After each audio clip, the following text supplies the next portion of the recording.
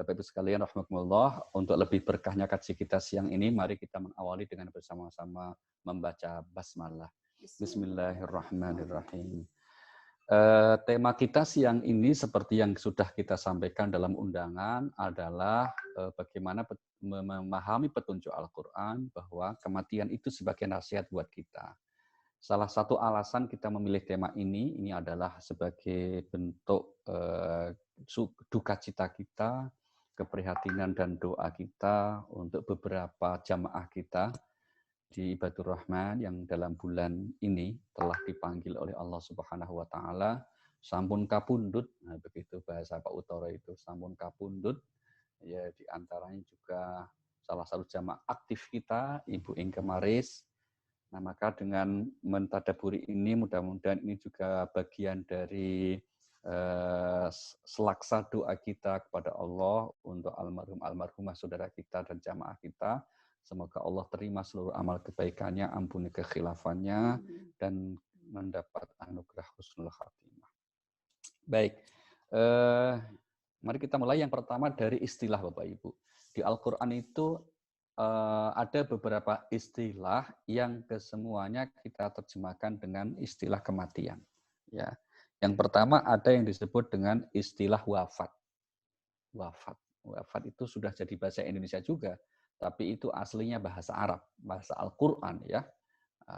Mari kita ambil contoh misalnya di surah nomor 39 ayat yang ke-42, Allah berfirman dalam ayat ini, Allahu yatawaffal anfusa hina mautiha wallati lam tamut fi manamiha fayumsikul lati qadha 'alaiha al-mauta wa yursilul ukhra ila ajalin musamma.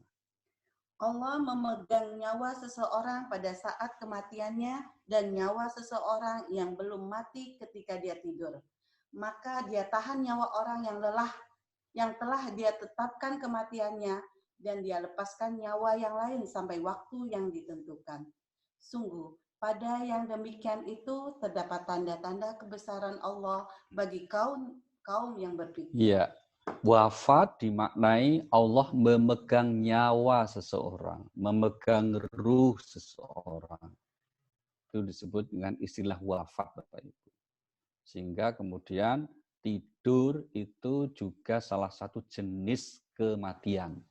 Hakikatnya orang yang sedang tidur itu sebetulnya mati dalam arti Allah telah memegang ruh orang tersebut yang sedang tidur.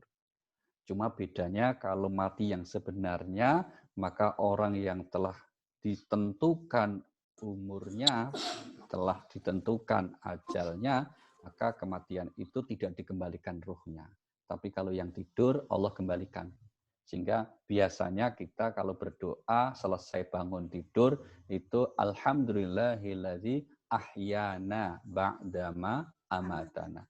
Segala puji bagi Allah yang telah menghidupkan dari kematian kami. Maksudnya dari tidur kami. Yang kedua, ada istilah juga namanya ajal, Bu. Ajal itu artinya juga kematian. Tapi makna dasarnya adalah limit waktu, batas waktu. Maka kita lihat misalnya surah nomor 7, ayat yang ke-34, itu Allah berfirman, likulli ummatin ajal. فَإِذَا جَاءَ أَجَلُهُمْ لَا يَسْتَأْخِرُونَ سَاعَةً وَلَا يَسْتَقْدِمُونَ. Surah 7, surah Al-A'raf, ayatnya 34. Dan setiap umat mempunyai ajal atau batas waktu. Apabila ajalnya tiba, mereka tidak dapat meminta penundaan atau mempercepat sesaat pun. Iya, apabila ajal seseorang sudah tiba, maka tidak bisa ditunda, juga tidak bisa dimajukan. Ya, maka ketika sudah sampai titik akhir kehidupan seseorang di dunia ini dan akhirnya sudah wafat, ya sudah berarti sudah tiba ajalnya. Sehingga bagi yang masih hidup, tentu saja itu kita ambil pelajaran, gitu ya. Pelajaran pentingnya apa? Misalnya dalam kasus Sriwijaya kemarin, kan banyak yang menyesalkan.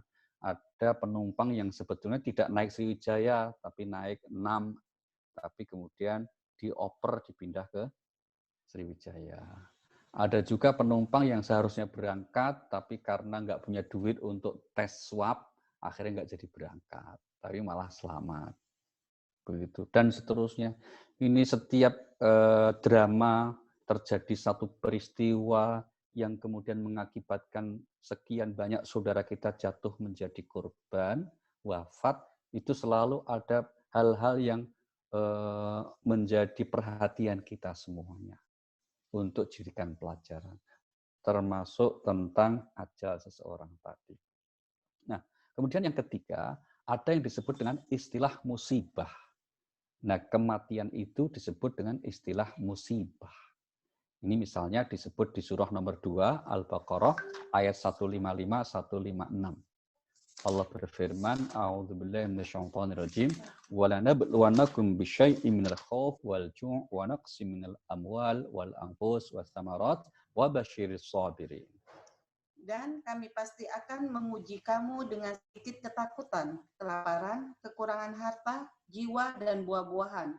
Dan sampaikanlah kabar gembira kepada orang-orang yang sabar. Yaitu orang-orang yang apabila ditimpa musibah, mereka berkata, Inna lillahi wa inna ilaihi raji'un. Sesungguhnya kami milik Allah dan kepadanya lah kami kembali. Ya, kematian atau yang dalam bahasa ayat ini, Bapak Ibu, disebut dengan istilah kekurangan jiwa. Ya, kekurangan jiwa disebut dengan kematian, itu salah satu jenis musibah.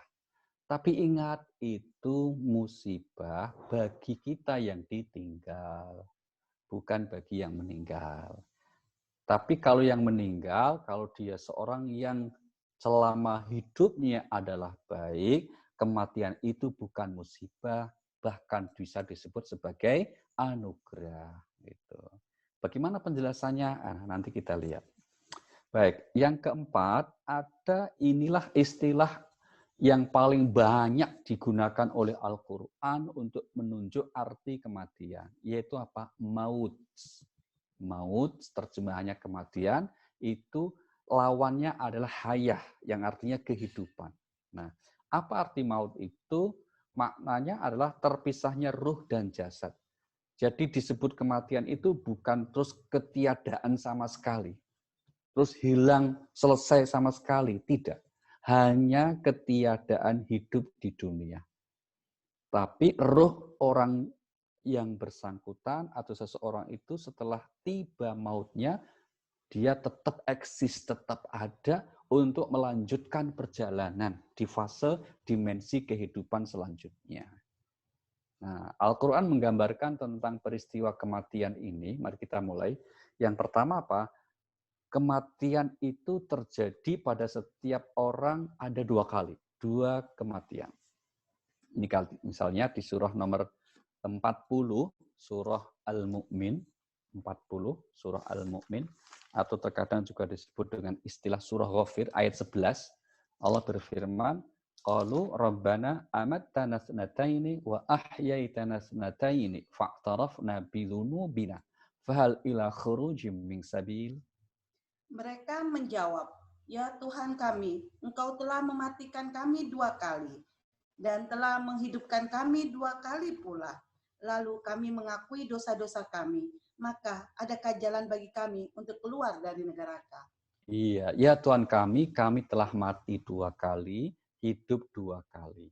Nah, seperti apa gambaran mati yang pertama dan kedua itu? Nah, ini kemudian kita lihat dijelaskan di surah nomor 2 Al-Baqarah ayat 28.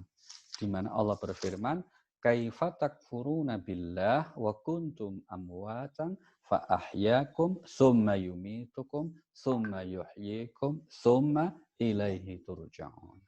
Bagaimana kamu ingkar kepada Allah, padahal kamu tadinya mati, lalu Dia menghidupkan kamu, kemudian Dia mematikan kamu, lalu Dia menghidupkan kamu kembali, kemudian kepadanya lah kamu dikembalikan. Iya, bagaimana kalian ingkar kepada Allah padahal kalian tadinya mati. Inilah kematian yang pertama sebelum ruh seseorang ditiupkan ke dalam rahim seorang ibu.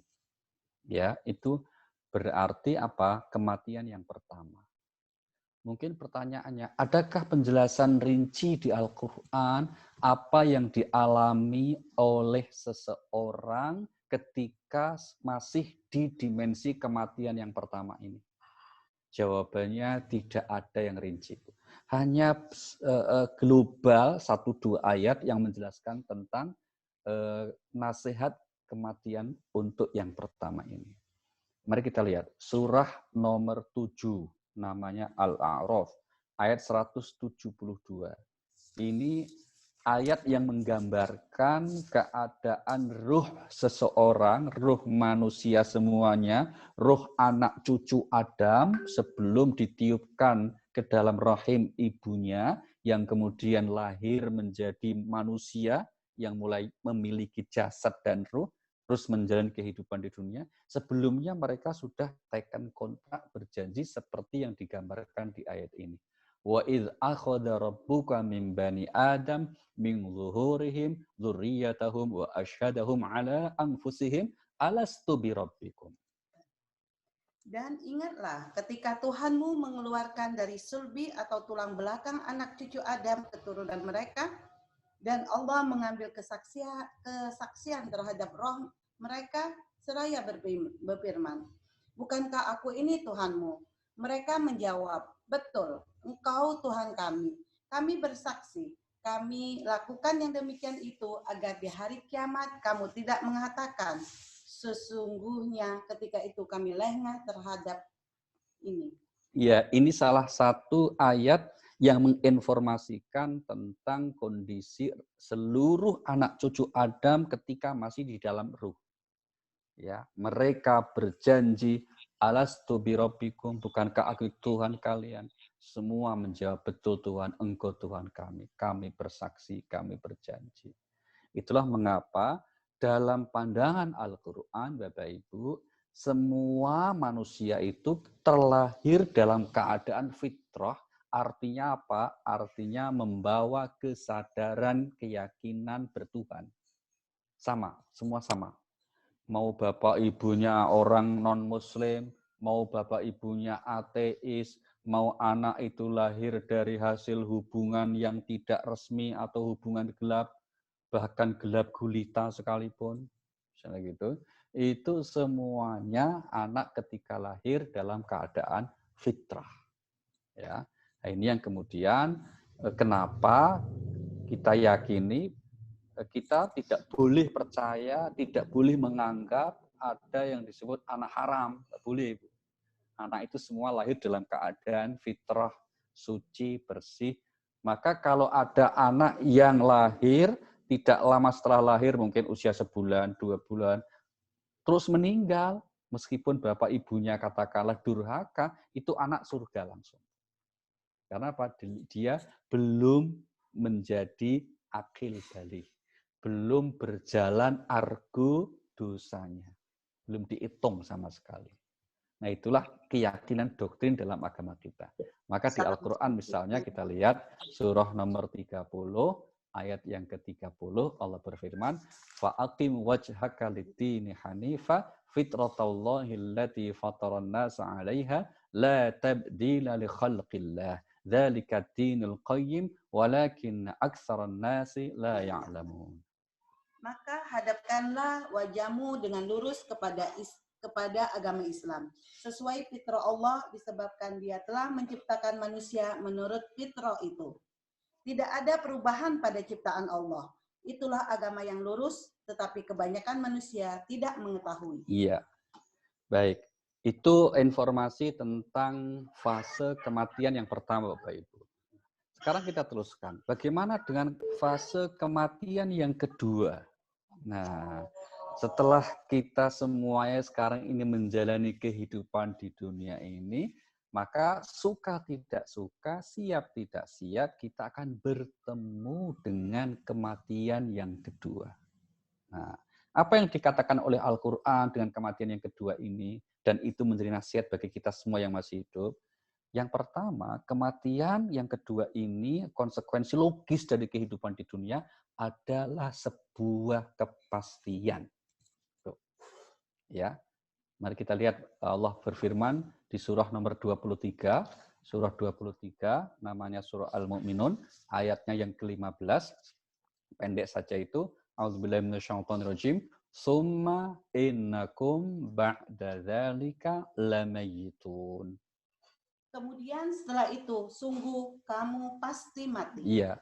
Kemudian setelah itu, sungguh pasti kamu benar-benar akan mati. Kalimat penegasnya itu sampai 3 kali, Bapak Ibu. Sungguh pasti kamu benar-benar akan mati. Ini ada rahasia yang tersembunyi kenapa Allah sampai menggunakan 3 kali penegas ya. Sampai menggunakan penegasan kok nggak hanya cukup atau bahkan seandainya tidak pakai penegas pun kita yo percaya. Wong faktanya kan memang tidak ada orang yang kekal abadi di dunia ini, hidup terus di dunia. Enggak ada. Wong kalau dikasih panjang umur ya malah repot. Kenapa? Karena mungkin keinginan ruhnya tetap sama, tapi jasad kita ini kan nggak akan sama terus ya. Ya kan, suka nggak suka akan menuju kepada yang disebut penuaan. Itu yaitu fitrah manusia begitu. Fitrah fisiknya itu akan terus menuju kepada penuaan. Yang bisa kita lakukan dalam hal ini ya sekedar menunda proses penuaan, tapi nggak akan bisa. Pasti suatu titik tertentu setiap orang akan bertemu dengan itu. Nah, pertanyaannya, kenapa kok Allah sampai menggunakan kalimat penegas seperti itu? Di antara jawabannya apa? Bahwa ini surah nomor 30, ayat yang ke-7, manusia itu tentang kematian, tentang kehidupan akhirat, biasanya atau pada umumnya lalai. Maka Allah sampai menggunakan penegas, sungguh pasti kamu benar-benar akan mati. Ya. Mereka mengetahui yang lahir atau tampak dari kehidupan dunia, sedangkan terhadap kehidupan akhirat mereka lalai. Iya, terhadap kehidupan akhirat mereka lalai, terhadap kematian itu umumnya manusia lalai, maka diingatkan. Nah, pernyataan bahwa umumnya manusia itu lalai dengan kematian juga ditegaskan oleh Allah di surah nomor 50, surah Qaf ayat 22 Bapak Ibu. Ya, ayat 22. Allah berfirman, "Laqad kunta fi ghaflatin min hadza fakashafna 'anka ghita'aka fabasaruka al-yawma hadid." Gitu bunyinya. Sungguh kamu dahulu lalai tentang peristiwa ini, maka kami singkapkan tutup yang menutupi matamu, sehingga penglihatanmu pada hari ini sangat tajam. Iya, sungguh kalian manusia biasanya lalai tentang hal ini, yaitu tentang kematian, tentang adanya alam barzah, tentang gaib, lalai. Padahal kalau kematian seseorang itu telah tiba, kata Allah apa? Kami bukakan, kami singkapkan pandangan penglihatan seseorang yang tadinya tidak bisa melihat yang gaib menjadi tajam, bisa menyaksikan. Itu ya. Ini kematian yang kedua itu sebagai sebuah kepastian. Maka nasihat buat kita setiap kita menghadiri majelis-majelis peringatan kematian, setiap kita mendapat berita tentang kematian dari saudara kita, hakikatnya itu ya termasuk bicara dengan kita juga. Karena kita sudah masuk absen, masuk daftar. Tapi jadwalnya yang tinggal tunggu gilirannya. Masing-masing orang sudah ada, gitu ya. Kemudian berikutnya, nasihat kematian yang kedua pada dasarnya mengingatkan kita tentang apa? Orang itu setelah tiba kematiannya, sebenarnya itu sudah selesai ujian hidupnya. Itu. Ya kan? Mari kita lihat ayatnya misalnya. Surah nomor 67. Surah 67, ayatnya yang kedua.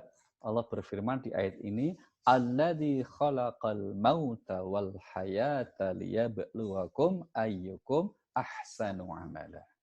Yang menciptakan mati dan hidup untuk menguji kamu. Siapa di antara kamu yang lebih baik amalnya? Dan Dia Maha Perkasa, Maha Pengampun. Iya, jadi kalau seseorang itu sudah tiba kematiannya, berarti sudah selesai saat ujian hidupnya. Nah, ini sekaligus menjadi sebuah penjelasan Bapak Ibu bahwa kematian atau datangnya kematian atas seseorang tidak selalu sesuatu yang buruk, tidak selalu sesuatu yang menyedihkan. Tapi boleh jadi bagi yang Allah telah wafatkan itu adalah sesuatu yang membahagiakan, menggembirakan. Alasannya apa? Karena ketika kematian itu telah tiba, berarti telah selesai ujian hidupnya. Itu. Untuk apa kemudian? Ya, di akhirnya kembali kepada Allah, selesai ujiannya. Itu yang kemudian juga Allah tegaskan di surah 21 ayat yang ke-35. Di mana Allah berfirman, kullu nafsin za'iqatul maut wa nabluukum bisyarri wal khairi fitnah wa ilaina turja'un. Setiap yang bernyawa akan merasakan mati. Kami akan menguji kamu dengan keburukan dan kebaikan sebagai cobaan. Dan kamu akan dikembalikan hanya kepada kami. Iya, kami akan menguji kamu ya dengan kebaikan dan keburukan sebagai cobaan. Nanti semua akan kembali kepadanya. Nah, jadi artinya apa? Artinya nasihat buat kita setiap seorang telah tiba kematiannya itu hakikatnya sebuah proses selesai ujian dan akan kembali menuju Allah. Maka kita sering membaca atau menyampaikan berita duka itu dengan kalimat apa? Telah berpulang ke rahmatullah. Nah, kenapa berpulang ke rahmat Allah? Ya karena hakikatnya manusia itu tempatnya ada di surganya Allah. Itu rahmat Allah maksudnya. Sehingga bagi seseorang yang amalnya baik ketika di dunia, kita ucapkan innalillah wa inna ilaihi raji'un. Semua milik Allah dan pada akhirnya semua akan pulang kembali kepada Allah Subhanahu wa taala. Apa yang pulang kembali? Ruh kita. Bukan jasad ini, Bapak Ibu ya. Kalau jasad badan ini karena dari tanah, dia kembali ke tanah. Jasad kita ini loh. Ini nggak kembali ke Allah ini, karena ini terbuat dari tanah. Ya kan? Allah berfirman di surah nomor 20 ayat 55 itu dikatakan apa? Minha khalaqnakum wa fiha nu'idukum wa minha nukhrijukum taratan ukhra.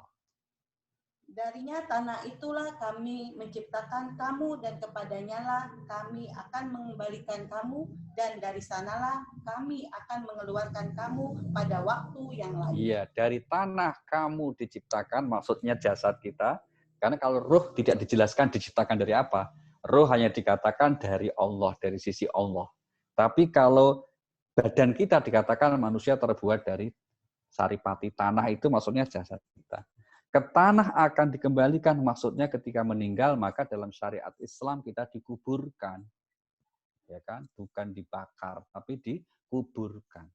Nanti tiba saatnya hari kebangkitan, semua kita akan dibangkitkan kembali dengan diberikan jasad yang sama yang juga berasal dari tanah, jasad kita itu. Nah, tapi sekali lagi, ruh kita dan itulah hakikat siapa diri kita, itu akan kembali kepada Allah Subhanahu wa Ta'ala. Maka nasihat untuk kita atas kematian yang kedua ini, di samping itu selesai ujian, akan kembali kepada Allah. Pertanyaannya, kembali untuk ngapain toh? Nah, jawabannya, kembali untuk mendapat balasan yang sempurna. Mari kita lihat surah 3, Ali Imran, ayat 185. Allah berfirman di ayat ini, kullu nafsin dha'iqatul maut wa innama tuwaffawna ujurakum yaumal qiyamah. Setiap yang bernyawa akan merasakan mati, dan hanya pada hari kiamat sajalah diberikan dengan sempurna balasanmu. Barang siapa dijauhkan dari neraka dan dimasukkan ke dalam surga, sungguh dia memperoleh kemenangan. Kehidupan dunia hanyalah kesenangan yang memperdaya. Iya. Setiap yang bernyawa akan bertemu kematiannya dan setelah tiba kematian itu pada hari kiamat akan diberikan balasannya yang sempurna. Ungkapan yang menyebut pada hari kiamat akan diberikan balasan yang sempurna, ini mengandung pemahaman juga, Bapak Ibu, berarti kalau kita berbuat kebaikan, kalau toh Allah memberi balasan kita di dunia berupa apa? Berupa misalnya keberuntungan, berupa apa? Kemudahan urusan, berupa apa? Dipanjangkan umurnya, berupa apa? Kesehatan, berupa apa? Dianugerahi keluarga yang baik. Itu semua baru bonus. Belum merupakan balasan yang sebenarnya. Balasan yang sebenarnya yang sempurna itu baru akan Allah berikan kelak di kehidupan akhirat. Gitu. Maka untuk sekarang di kehidupan dunia ini, ya, atas janji Allah yang berbuat baik akan mendapatkan balasan kebaikan, misalnya gitu, itu sekali lagi baru DP, baru bonusnya, bukan balasan yang sebenarnya. Karena balasan yang sebenarnya kelak di akhirat. Gitu. Ya. Ini tentang nasihat untuk jenis kematian yang kedua, yaitu apa? Kematian itu akan menjadikan seseorang kelak diberikan balasan yang sempurna. Berikutnya, Al-Quran mengabarkan dengan datangnya kematian yang seringkali umumnya manusia, ya kita semua termasuk, itu kalau bisa menghindarinya, ya toh, kita itu diberi naluri oleh Allah, itu menghindari kematian. Maka hal-hal yang kita duga akan mengundang datangnya kematian, kita hindari. Termasuk kenapa kita harus pola hidup sehat, kenapa kita menghindari tempat-tempat yang sekarang ini mungkin akan mudah terpapar COVID misalnya gitu. Itu naluriah semua Pak Ibu. Tapi suka tidak suka pasti akan datang. Dan ketika itu sudah datang, Allah nyatakan apa? Allah ingin kabarkan segala apa yang kalian lakukan di dunia. Surahnya nomor 62 ayatnya yang ke-8. Surah 62 ayat 8 Allah berfirman, "Qul innal mautal ladzi tafirruna minhu fa innahu mulaqikum tsumma turadduna ila 'alimil ghaibi wasyahadah fayunabbi'ukum bima kuntum ta'malun." Katakanlah, sesungguhnya kematian yang kamu lari daripadanya ia pasti menemui kamu.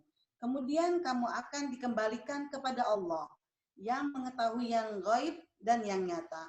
Lalu dia memberikan kepadamu apa yang telah kamu kerjakan. Iya, katakanlah kematian yang umumnya manusia lari darinya itu pasti akan mendatanginya. Untuk apa Allah kemudian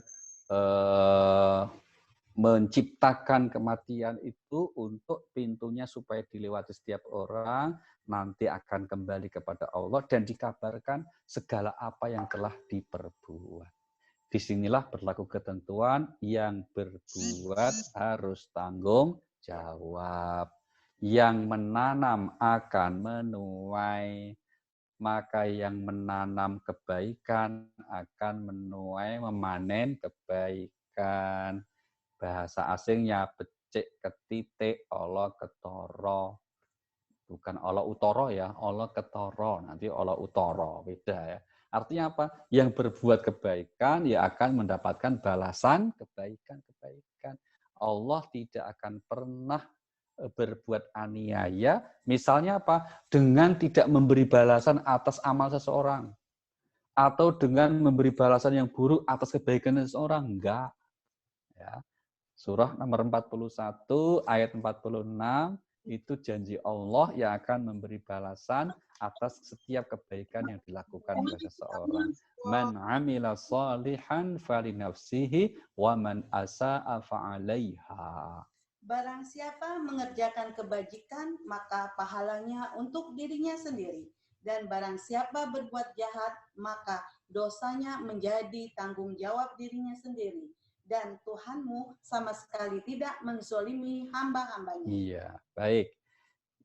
Itu seputar bahwa kematian kedua itu sebagai sebuah kepastian, Bapak Ibu ya. Nah, bagaimana kemudian buah yang dapat dipetik atas sebuah keyakinan bahwa kematian itu pasti tiba. Nah, ini yang kemudian nasihat berikutnya nih.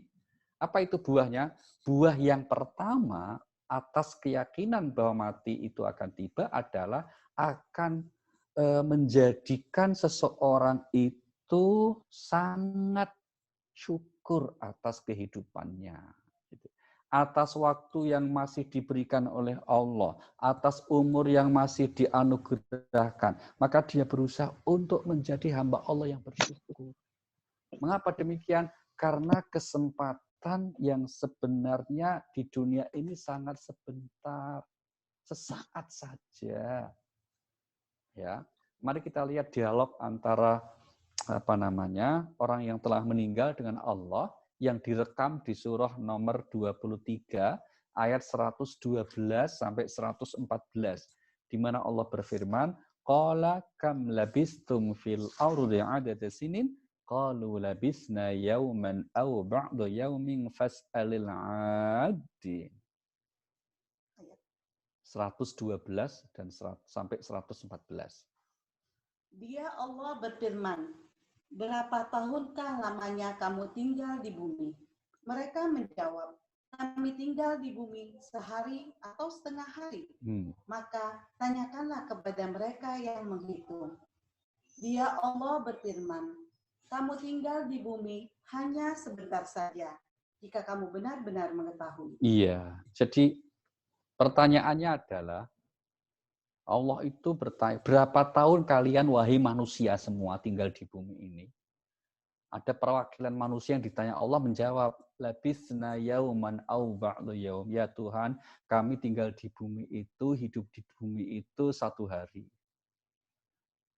Ada yang menjawab cuma setengah hari ya Allah. Itu pun dikoreksi oleh Allah, enggak benar. Kalau kalian tahu sebenarnya kalian tinggal di bumi itu hanya sebentar. Usia rata-rata umat manusia ini kan bervariasi ya Bu, tapi nggak bisa disebut sebentar kan? Ada yang ratusan tahun seperti zaman Nabi Nuh, ya. Ada yang puluhan tahun seperti umat Nabi Muhammad SAW sekarang kita ini, yang rata-rata dikatakan siti nasanah 60 tahun. Kenapa kok oleh Allah dikatakan cuma sebentar? Nah, jawabannya ada di surah 22 ayat 47 di mana Allah berfirman, a'udzubillahi minasyaitonirrajim, wa yasta'jilunaka bil 'adzab wa la yukhlifallahu 'adahu wa inna yawman 'inda rabbika ka alfi sanatin mimma ta'uddun. Dan mereka meminta kepadamu Muhammad agar azab itu disegerakan. Padahal Allah tidak akan menyalahi janjinya. Dan sesungguhnya sehari di sisi Tuhanmu adalah seperti 1000 tahun menurut perhitunganmu. Iya, jadi 24 jam waktu di sisi Tuhan, waktu di sisi Allah, Bapak Ibu, itu sama dengan 1000 tahun dalam perhitungan kita manusia. Tuh loh. Jadi manusia pertama namanya Adam. Itu konon beliau hidup 10.000 tahun yang lalu. Atau ada yang mengatakan 12.000 tahun yang lalu. Berarti kalau kita hitung dengan konversi waktu di sisi Tuhan, baru 12 hari umur manusia semua itu. Dari sejak Adam sampai hari ini baru berapa? 12 hari. Tuh. Sedangkan rata-rata usia manusia kalau kita sekarang kan ada yang 60, 70, katakanlah 90. Kalau kita bandingkan waktu di Tuhan, 1 jamnya 24 jam, tadi kan 1000 tahun, maka 1 jamnya kurang lebih 45 tahun. Jadi kalau usia kita 90 tahun, itu baru berapa? Baru 2 jam. Tuh. 2 jam itu untuk Bu Reni nonton drama Korea belum tuntas itu. Belum selesai. Ya. Artinya apa? Sebentar sekali umur manusia di dunia ini. Tapi yang sebentar itu menentukan nasib orang kelak di akhirat. Itulah mengapa kita perlu bersyukur. Alhamdulillah. Masih diberi anugerah oleh Allah berupa usia, berupa umur ini.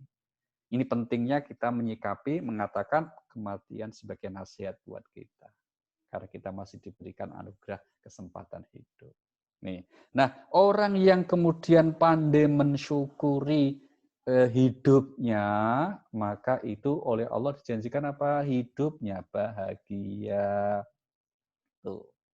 Itulah mengapa setan itu kalau menggoda manusia tujuannya cuma atuk, yaitu apa? Agar manusia tidak bersyukur. Nah, ini disebut Allah di surah 7 ayat 17. Allah berfirman, A'udzubillahi minasyaitonirrajim, "Tsumma la'atiyannahum min baini aydihim wa min khalfihim wa an aymanihim wa an syama'ilihim wa la tajidu aktsarahum syakirin." Kemudian pasti aku akan mendatangi mereka dari depan, dari belakang, dari kanan dan kiri mereka. Dan engkau tidak akan mendapati kebanyakan mereka bersyukur. Nah, engkau tidak akan mendapati kebanyakan mereka manusia setelah digoda oleh Adam itu bersyukur. Maka agar agar setan itu tidak suka, agar setan itu ya stres gitu ya, maka kita harus menjadi orang yang pandai bersyukur. Itu. Termasuk mensyukuri hidup. Dan janji Allah atas orang yang pandai bersyukur diantaranya apa?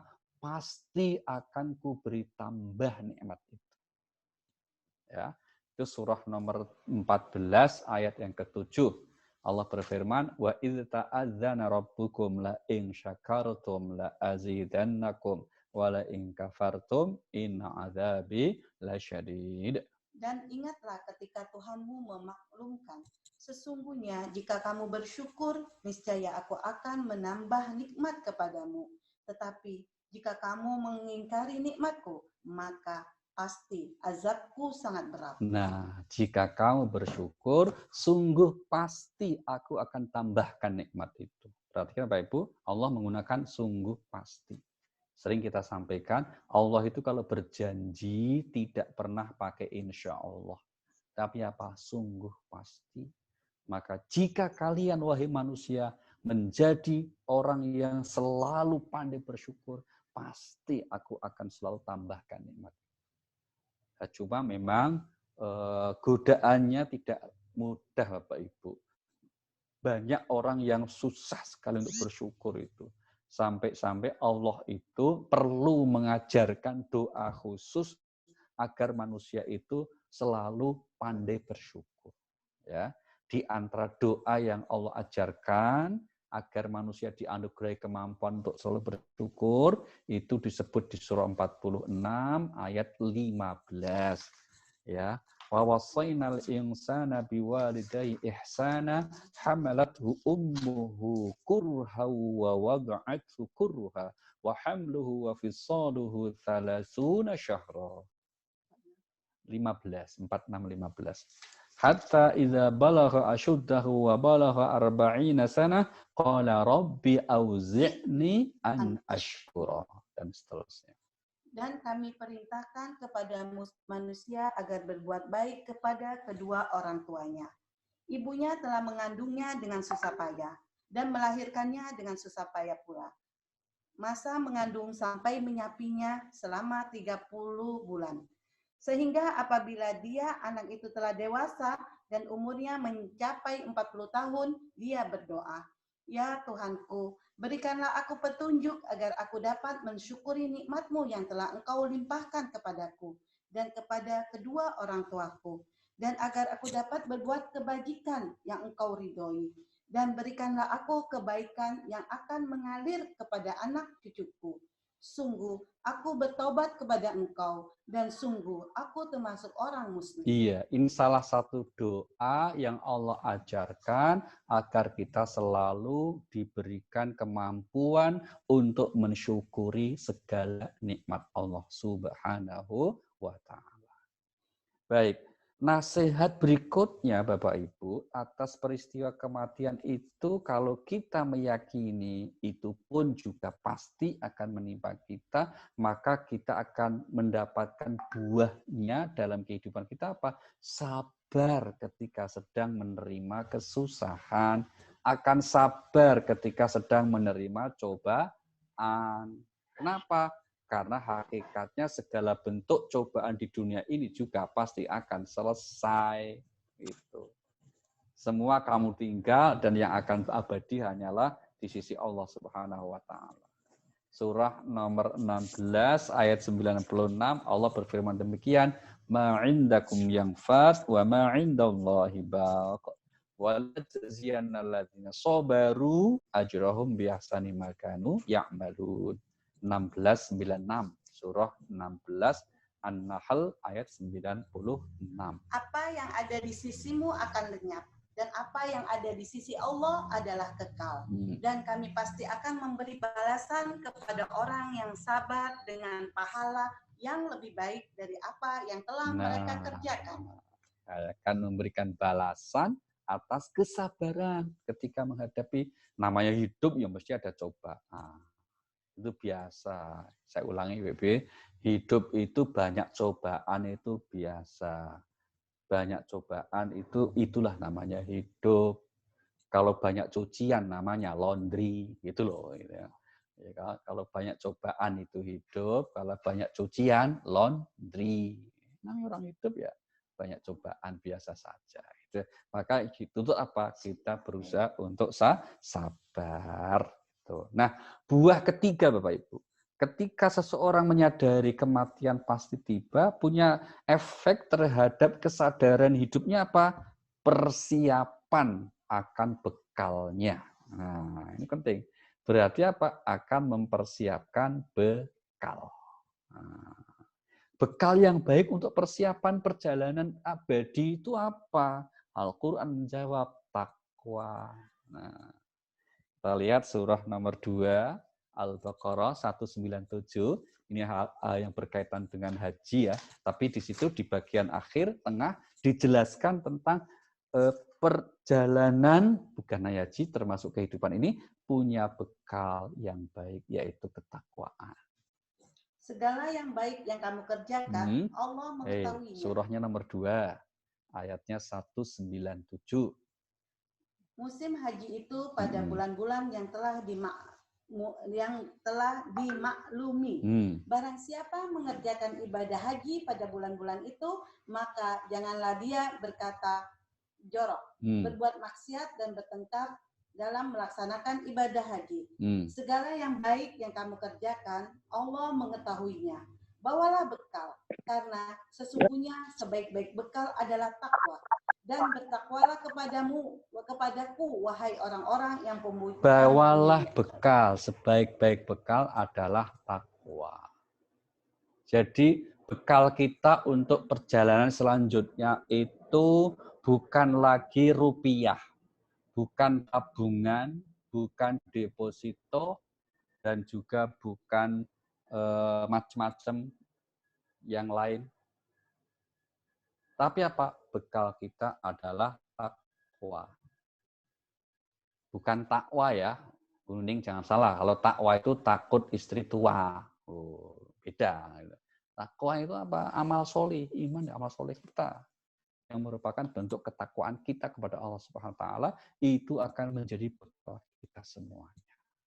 Nah, mudah-mudahan kita senantiasa diberikan anugerah oleh Allah Subhanahu wa taala untuk apa? Untuk senantiasa istiqomah menyiapkan bekal takwa itu sehingga kita akan meraih kehidupan yang bahagia tidak hanya di dunia tapi terlebih di akhirat. Dan itulah yang akan diraih orang-orang yang diberikan anugerah oleh Allah dengan husnul khatimah. Insya Allah. Baik Bapak Ibu, mungkin demikian untuk kajian kita siang ini. Saatnya kita akan tanya jawab. Monggo kami persilahkan. Bagi yang ingin menyampaikan langsung bisa dibuka mic-nya atau di-unmute. Ya, insya Allah itu langsung bisa nyambung. Monggo, siapa yang mulai? Bu Nuning. Bertanya Pak Ustadz. Monggo, Dr. Wahyu. Ya. Sebentar Bu Nuning. Dr. Wahyu dulu. Periode kematian pertama dengan kehidupan pertama itu kira-kira sebentar atau lama itu, Pak Ustaz. Oke, baik. Karena disebutkan di sini periode kehidupan kedua dan kematian kedua yang banyak disinggung. Iya, betul sekali. Yang pertama itu bagaimana Pak Ustaz? Baik, Mana? makasih Dr. Wahyu. Kalau melihat realitasnya, periode antara kematian pertama menuju kehidupan pertama, ini menjadi salah satu rahasia Allah ya, Dok. Tidak dijelaskan secara spesifik oleh Al-Quran, dan periodenya memang faktanya ya, selama kemudian ditiupkan roh itu. Karena kita tidak tahu atau tidak diberitahu oleh Allah berapa lama atau sebetulnya roh seseorang itu sudah menjalani hidup. Nah, jawaban Al-Quran kan dikatakan di surah 17 ayat 85 itu.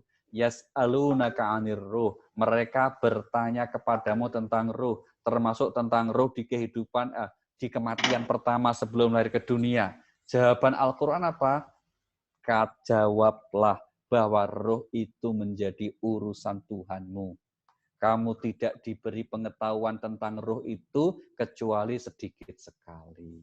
Nah, maka inilah salah satu informasi tentang seputar roh yang itu merupakan di kehidupan, di kematian yang pertama sebelum kehidupan yang pertama. Maka persisnya berapa lama yang manusia alami di kematian pertama dan menuju ke kehidupan pertama. Wallahu banyak ya. Mama sudah terdaftar. Terima kasih Dr. Wahyu. Bukannya Pak Ali, bukannya ruh itu yang pada waktu akan ditiupkan ruhnya pada waktu usia 4 bulan apa gitu?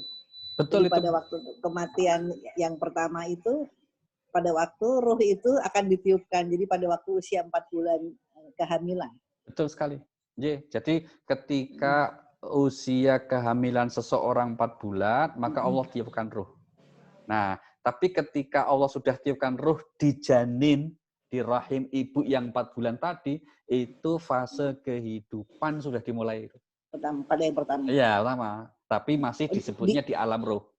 Tapi sebetulnya roh sudah bertemu dengan jasadnya, meskipun belum begitu sempurna. Itulah mengapa dalam Islam, kenapa tidak boleh orang itu menggugurkan kandungan kalau sudah usia 4 bulan lebih. Karena hakikatnya itu sudah ada kehidupan. Tapi ditanyanya Pak Ustadz, pada waktu 4 bulan itu atau sebelumnya? Sebelumnya, Bu. Karena waktu itu, bukan 4 bulan itu. Karena apa? Saat ditanyanya itu, yang tadi janji tadi toh, itu rombongan, bareng-bareng, bersama-sama. Maka dikatakan, alastu bi rabbikum, bukankah aku ini Tuhan kalian? Allah tidak mengatakan, alastu bi rabbika, gitu. Tapi bi rabbikum. Kum di situ menunjukkan arti jamak, semua ruh yang ada di alam ruh itu Allah telah ambil perjanjian dengan diawali dengan pertanyaan seperti itu. Nah itu gimana, kapan? Apa nggak ada foto-fotonya? Oh, ya Allah, memang di alam roh ya belum ada foto, Bu. Kita begitu. Matur nuwun Bu Reni. Lanjut Bu Nuning, monggo. Tadi sudah membuka mic-nya tadi. Tadi Pak, yang 50-22, mengapa belum kita ada dibilang lalai saja Pak? Yang penyataannya gitu kok. Dalam sejarah manusia itu, kan Al-Quran ini kan Bu, turunnya kan sudah periode manusia sekian ribu tahun. Maka sudah dikasih pelajaran. Di zaman dulu ternyata sudah banyak manusia yang lalai. Gitu. Dan umumnya seperti itu. Maka oleh Allah diturunkan kepada Nabi Muhammad ini, agar kiranya manusia selanjutnya sampai hari kiamat yang diberi hidup itu tidak menjadi orang yang lalai tentang hal itu. Begitu Bu Nuning. Prof, boleh tanya? Monggo Bu. Maaf, saya masih belum mengerti. Jadi kehidupan pertama itu di mana ya, Pak? Pada saat kita mengalami kehidupan pertama. Gini. Saya ulangi periodisasinya ya, Dok ya. Ya, manusia itu sebelum lahir ke dunia ini, itu disebutnya mengalami atau berada di fase kematian yang pertama. Nah, kematian yang pertama itu maksudnya alam ruh. Jadi maka ruhnya masih terpisah dengan jasad, belum ketemu lah. Nah, setelah Allah tiupkan ruh dan akhirnya bertemu dengan jasad, jadilah wujud yang namanya manusia. Maka disebut manusia hidup itu kan kalau punya ruh, punya jasad, Dok. Oh iya. Kalau ruh saja tidak ada jasadnya, namanya bukan manusia. Tapi namanya gendruwo. Oh enggak lah, gitu ya. Ruh gentayangan gitu. Tapi sebaliknya kalau ada jasad jasad saja, sudah enggak ada ruhnya, juga bukan manusia. Namanya jenazah atau mayit. Maka disebut manusia itu ketika masih ruh dan jasadnya bersatu, menyatu, itulah yang disebut kehidupan. Kehidupan dunia itu ruh jasadnya seperti kita semua masih ada. Nah, kehidupan akhirat nanti diberi jasad yang baru karena jasad kita sekarang di dunia selesai nanti akan ditinggal jadi tanah. Gitu? Maka kalau di kuburan-kuburan kita gali semuanya sudah hancur. Nah, nanti jasad yang baru untuk periode kehidupan dunia sangat ditentukan amal-amal seseorang ketika di dunia. Nah, orang-orang seperti Bapak Ibu, orang-orang baik ya, yang di Badur Rahman ini, maka nanti jasadnya itu akan kembali bagus, kembali baik itu. Jadi nanti Pak Dedu itu tambah ganteng, dibangkitkan itu. Pak Utoro, tambah top. Wah, kira-kira gitu kan. Karena apa? Semuanya kembali muda, Bu. Jadi nyun sewu, kalau dibangkitkan di akhirat itu tidak ada yang disebut sepuh. Semua manusia dalam usia muda. Ya, kan? Ya. Matur nuwun, Dok. Terima kasih. Terima kasih. Terima kasih, Dok. Lanjut. Saya Pak. Monggo Bu Nining lagi. Mengenai ini Pak, umur ya Pak ya, mengenai Allah itu kan mengambil kita itu memang udah dari awal-awal dimaksudkan atau memang karena itu orang karena ada sesuatu hal atau ada kena orang lain, ini gua ambil aja gitu. Nah, baik, ini pertanyaan bagus sekali ya. Nah, mari kita lihat jawabannya, Bu Ning. Surahnya nomor 13, ayatnya 39. Ya. Dalam ayat ini Allah berfirman, yamhullahu ma yasha wa yusbit wa indahu ummul kitab. Yang artinya apa? Allah menghapus dan menetapkan apa yang dikehendaki, termasuk umur manusia, Bu Nuning. Ya, umur manusia yang telah Allah tetapkan bisa saja kemudian Allah membuat keputusan lain. Allah membuat kebijakan yang lain tentang umur seseorang.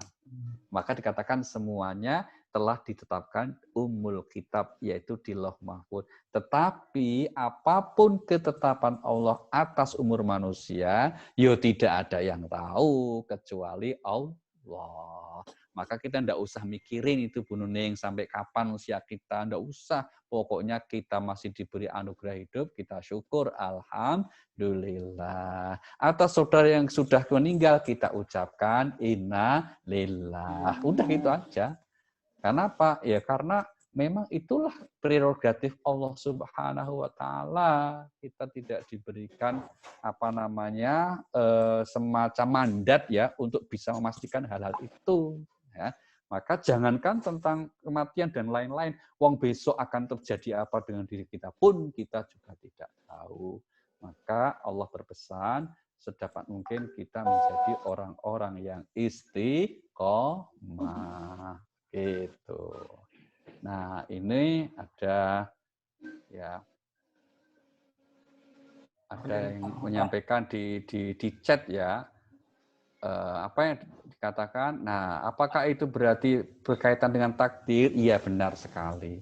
Itulah yang disebut dengan takdir manusia, di mana setiap makhluk Allah, nggak hanya manusia ya Bapak Ibu, nggak hanya manusia, makhluk Allah itu punya takdirnya masing-masing. Ya. Contoh misalnya takdirnya air, yaitu akan turun terus ke bawah. dan akan memuai ketika dipanaskan dengan sekian derajat dan seterusnya. Nah, manusia ditakdirkan apa? Makhluk yang tidak bisa terbang misalnya kecuali pakai alat, tidak bisa hidup di air kecuali pakai alat. Nah, termasuk tidak bisa kemudian memastikan seberapa panjang umurnya kecuali diberikan tahu oleh Allah kelak nanti setelah meninggal. Begitu. Jadi bukan karena ini Pak, misalnya karena kita berbuat sesuatu, orang lain yang meninggal gitu. Oh enggak Bu. Nggak santet. Artinya gini, meskipun seseorang itu berbuat sesuatu sehebat apapun, kalau Allah tidak kehendaki, tidak izinkan, ya tidak bisa. Itu Bu. Misalnya orang ingin bunuh orang nih Bu, terus dia akhirnya mati. Ya itu berarti Allah sudah kehendaki. Tapi kalau kemudian seluruh dunia ini berkumpul untuk membunuh orang, kalau Allah belum mengizinkan, ya tidak bisa. Maka kemudian di ayat Quran itu dikatakan surah nomor 6 ayat 59, tidak ada sehelai daun pun yang gugur kecuali diketahui oleh Allah. Berarti apa? Itu semua dalam kontrol ilmu atau pengetahuan Allah Subhanahu wa Ta'ala. Gitu Bu Nuning. Baik, Bapak Ibu sekalian. Tanya lagi satu lagi Pak. Monggo Bu Reni, siap. Ini kalau belum habis kopinya, lanjut terus. Nah, masih ada kopi.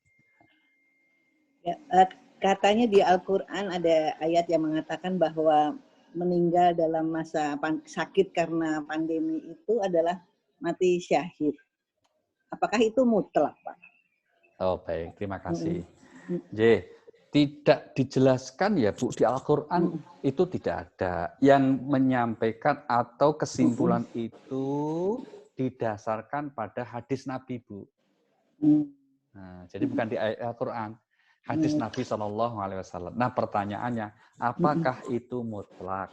Jawabannya tidak selalu. Tergantung selama hidupnya manusia gimana.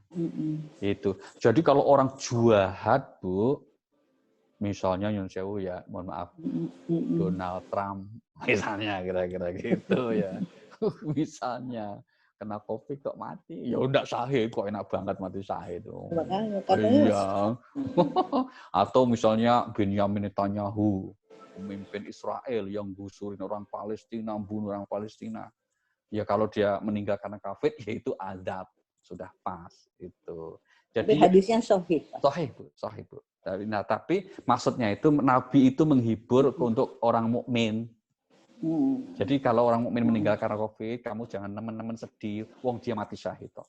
Itu, Bu, hiburnya untuk orang mukmin. Dan itu enggak hanya karena pandemi toh, Bu Reni, termasuk orang yang meninggal karena mencari nafkah. Ini yang termasuk penumpang pesawat Sriwijaya kemarin itu, kalau kita selama hidupnya dia orang yang mukmin yang baik, mati syahid itu, Bu.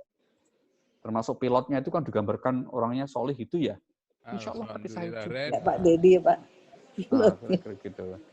Misalnya gitu. Nah, demikian juga misalnya seorang ibu yang mukmin yang beriman, dia lahiran, Bu, meninggal, itu mati syahid kata Nabi. Gitu. Tapi ya tetap harus ditolong dulu. Jangan dokter mengabari. Makanya dokter mengabari suaminya, Pak, istri Anda pendarahan. Biarkan dok mati syahid. Enggak boleh, harus ditolong dulu. Setelah ditolong maksimal, kok ternyata Allah memutuskan menghendaki wafat, ya innalillahi wa inna ilaihi raji'un. Insya Allah mendapat anugerah mati syahid. Begitu, Bu Reni. Satu lagi, Pak. Monggo, Bu Nyuni. Pak, di dalam hadis ada nggak, Pak, yang kita Pak setiap pagi membacakan Al-Fatihah untuk diri kita sendiri? Kan kita dalam ngaji. Oh gitu, gini. Jadi itu kalau yang letterlek nggak ada setahu kami, Bu Nuning ya. Tapi itu yang umum sifatnya. Umum itu artinya gini, kan banyak, bukan yang hadis, malah ayat Al-Quran banyak yang memerintahkan agar kita selalu mengingat Allah di pagi dan petang hari. Nah, salah satu bentuk mengingat Allah itu apa? Ya, membaca Al-Fatihah untuk kebaikan kita, keluarga kita. Itu boleh. Nggak apa-apa. Ya Allah, untuk saya mudah-mudahan pagi ini sabar, hari ini sabar, ya Allah, Al-Fatihah. Boleh, namanya niat baik dengan membaca itu. Ya Allah, mudah-mudahan suami saya nggak neko-neko Al-Fatihah. Boleh. Nah, itu nggak apa-apa. Ya kan setiap kali kita pergi juga begitu baca. Iya, boleh, Bu. Kan nggak apa-apa. Bagus malah, Bu. Pokoknya semakin sering baca Al-Quran, baca Al-Fatihah itu bagus. Ya. Daripada ngerumpi kan, lebih baik kita baca Al-Fatihah. Kan begitu. Teman Pak kalau baca terus. Ya jangan pas di depan temen. Lepas ngobrol lah ke Al-Fatihah, ya jangan. Itu. Maksudnya pas sendirian gitu loh, Bu. Kalau pas mau berangkat, atau pas pulang, kita syukur Alhamdulillah. Ya udah lagi ngobrol-ngobrol, gimana kabarnya? Al-Fatihah. Ya nggak cocok gitu, kira-kira gitu ya. Baik, nah sekarang saatnya kita baca Al-Fatihah ini Bu, Ibu sekalian, yang kita niatkan untuk saudara-saudara kita semuanya, terutama tentu untuk host Soibul Bait kita, Ibu Endang dan Bapak Purnomo, semoga senantiasa diberikan keberkahan umur, diberikan kesehatan yang baik, dan juga untuk saudara kita yang telah wafat, Ibu Inka Maris dan beberapa keluarga dari jamaah kita juga, semoga Allah termasuk itu, Bu Reni, diterima amal baiknya, diampuni kekhilafannya. Mungkin ada di antara jamaah kita yang kurang sehat, semoga Allah angkat sakitnya dan diberi kesembuhan. Kesulitan Allah beri kemudahan. Al-Fatihah. A'udzubillahi minasyaitonirrajim. Bismillahirrahmanirrahim. Alhamdulillahirabbil alamin arrahmanirrahim maliki yaumiddin iyyaka na'budu wa iyyaka nasta'in ihdinas siratal mustaqim siratal ladzina an'amta 'alaihim ghairil maghdubi 'alaihim waladdallin. Terima kasih Bapak Ibu. Selamat melanjutkan silaturahim sambil ngopi-ngopi kalau sudah dibuatkan. Kalau belum ya buat sendiri. Mohon maaf. Wassalamualaikum warahmatullahi wabarakatuh. Monggo, mohon izin. Terima kasih Pak Ustadz. Terima kasih Pak Ustadz. Terima kasih. Bapak-bapak, Ibu.